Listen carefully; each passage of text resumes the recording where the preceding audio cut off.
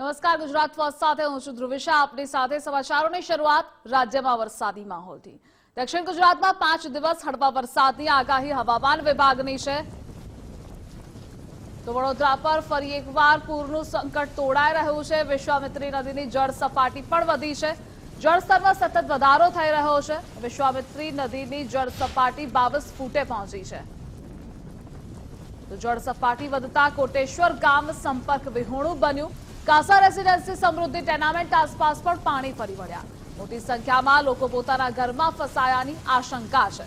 કાસા રેસીડેન્સીમાંથી લોકોનું રેસ્ક્યુ કરાયું. દ્રશ્યો ટીવી સ્ક્રીન પર આપ જોઈ રહ્યા છો. વૃદ્ધોને બોટમાં બેસાડી બહાર કઢાયા.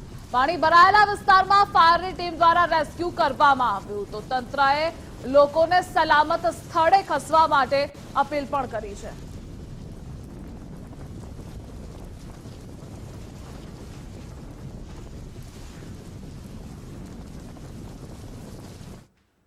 વિશ્વામિત્રી નદીની જળ સપાટીમાં વધારો નોંધાયો. વડોદરાના કાલાઘોડા સર્કલ પાસે 25 ફૂટે પહોંચી. 26 ફૂટ વિશ્વામિત્રીની ભયજનક સપાટી છે. શહેરના નીચાણવાળા વિસ્તારોમાં પાણી ભરાયા.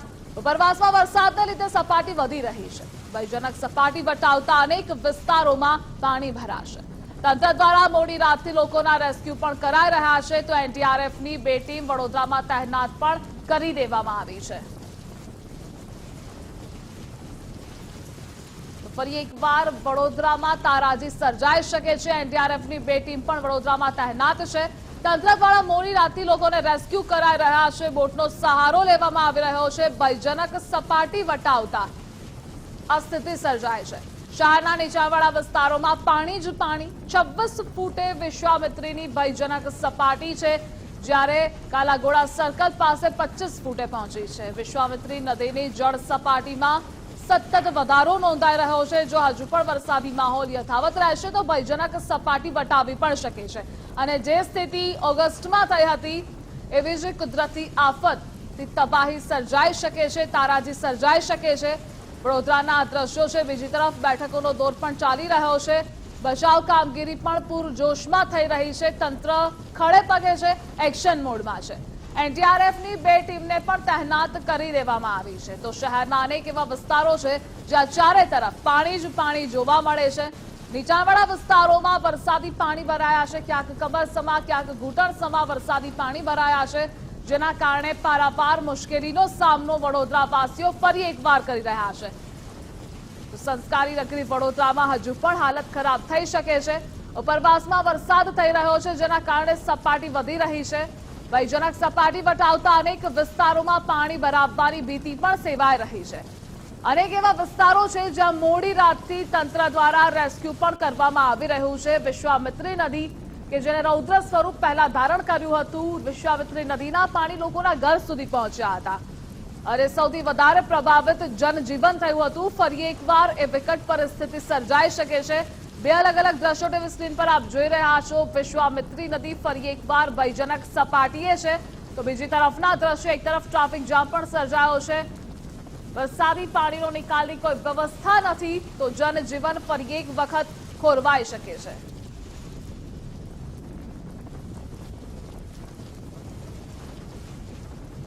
તો હજુ પણ ભારેથી ભારે વરસાદની આગાહી હવામાન વિભાગ દ્વારા કરવામાં આવી છે. વરસાદનો છેલ્લો રાઉન્ડ ગણી શકીએ, પરંતુ ફરી એકવાર વરસાદના છેલ્લા રાઉન્ડમાં પણ વડોદરાને વરસાદ ગમરોડી શકે છે.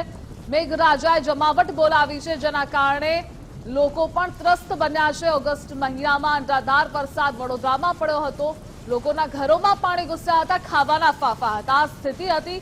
ફરી એકવાર સ્થિતિનું પુનરાવર્તન થઈ શકે છે. ઉપરવાસમાં વરસાદના લીધે જળ સપાટી વધી રહી છે. જળસ્તર વધી રહ્યું છે. અને આજ મુદ્દે સંવાદદાતા અલ્પેશ જોડાયેલા છે. અલ્પેશ, ફરી એકવાર વડોદરામાં તબાહી અને તારાજી સર્જાઈ શકે છે. તંત્ર પણ એક્શન મોડમાં છે.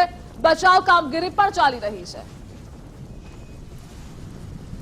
બિલકુલ ધ્રુવ વિશે વાત કરવામાં આવે તો જે રીતે વિશ્વામિત્રી નદી છે ને તેની જળ સપાટી સતત વધી રહી છે. આપ જોઈ શકો છો જે રીતે સિઝનમાં ત્રીજી વખત આ વર્ષે આ પ્રકારની આફત છે તે સર્જાઈ હોય તેવું લાગી રહ્યું છે.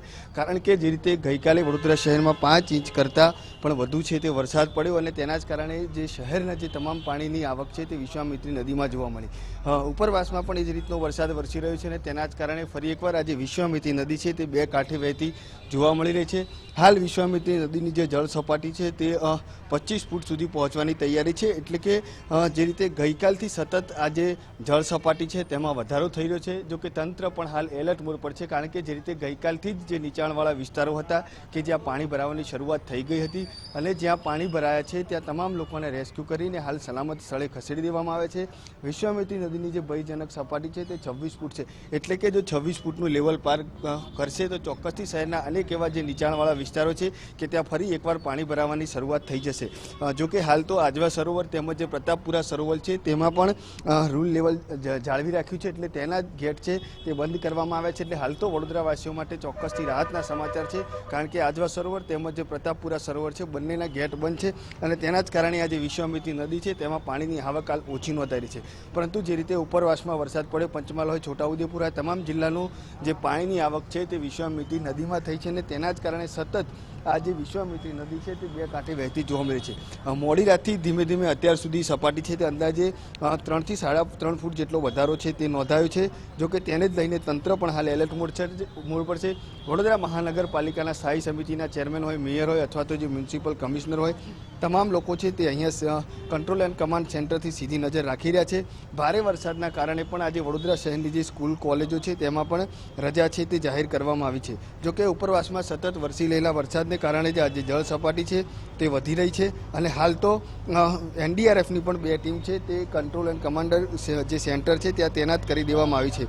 ફાયર અને પાલિકાની ટીમ પણ જે નીચાણવાળા વિસ્તારો છે ત્યાં પહોંચી ગઈ છે અને જે રીતે તમામ જગ્યાએ જે પાણી ભરાવાનું દેખાય ત્યાંથી લોકો છે તેઓને સલામત સ્થળે ખસેડવાની જે તૈયારીઓ છે તે કરી દીધી છે. હાલ તો આજે કાલાઘોડા બ્રિજના દ્રશ્યો છે ને ત્યાં તમે જોઈ શકો છો કે જે રીતે વિશ્વામિત્રી નદીની જે જળ સપાટી છે તે 25 ફૂટ સુધી પહોંચી છે. ભયજનક સપાટીથી માત્ર 1 જ ફૂટ દૂર છે. એટલે ચોક્કસથી હજુ પણ જો આ સપાટી વધે તો વડોદરા શહેરના જે નગરજનો માટે ક્યાંક ને ક્યાંક ચિંતાનો વિષય છે તે બની શકે છે. પરંતુ હાલ જે સપાટી છે તે ધીમે ધીમે વધી રહી છે. ઉપરની જે આવક છે તે પણ ક્યાંક ને ક્યાંક હવે ધીમે ધીમે ઓછી થતી જાય છે, પરંતુ જે જળ સપાટી છે તેમાં ચોક્કસથી વધારો નોંધાઈ રહ્યો છે. આપ જોઈ શકો છો અત્યારે હાલ આ જે જળ સપાટી છે તે 25 ફૂટ છે અને જ્યારે 26 ફૂટને ભયજનક સપાટી ગણવામાં આવે છે. આ 26 ફૂટના લેવલને પાર કરે તો ચોક્કસથી વડોદરા શહેરના જે નગરજનો છે તેમના માટે ફરી એકવાર પૂરની આફત સર્જાય તે પ્રકારની સ્થિતિ અહીંયા દેખાઈ રહી છે. જોકે આજે મોડી સાંજથી જ વરસાદે વિરામ લીધો છે અને તેના જ કારણે ક્યાંક ને ક્યાંક આજે શહેરના જે નીચાણવાળા વિસ્તારો હતા કે જ્યાં વરસાદી પાણી ભરાયા હતા તે તો નિકાલ થવાની શરૂઆત થઈ ગઈ છે, પરંતુ જે રીતે વિશ્વામિત્રી નદી કાંઠાના જે કિનારાના જે વિસ્તારના જે નીચાણવાળા વિસ્તારો હતા ત્યાં હજુ પણ પાણી છે તે ભરાયેલા જોવા મળી રહ્યા છે. જોકે હાલ તો આ વિશ્વામિત્રી નદી છે તે બે કાંઠે વહેતી જોવા મળે છે અને મોડી રાતથી ધીમે ધીમે સતત અત્યાર સુધી આ જે વિશ્વામિત્રી નદી છે તેનું લેવલ છે તે ધીમે ધીમે વધી રહ્યું છે. આજવા સરોવર તેમજ જે પ્રતાપપુરા સરોવર છે તેઓની પણ જે જળ સપાટી છે તે રૂલ લેવલ સુધી પહોંચી છે. જોકે હાલ તો આ જે બંને સરોવર છે તેઓના દરવાજા નથી ખોલવામાં આવ્યા અને તંત્ર દ્વારા સતત કંટ્રોલ એન્ડ કમાન્ડ સેન્ટરમાંથી મોનિટરિંગ કરવામાં આવી રહ્યું છે. ફાયર તેમજ જે એનડીઆરએફની ટીમો છે તે પણ નીચાણવાળા વિસ્તારો છે ત્યાં તૈનાત કરી દેવામાં આવી છે. જી જલ્પેશ, જોડાવા બદલ આભાર આપનો.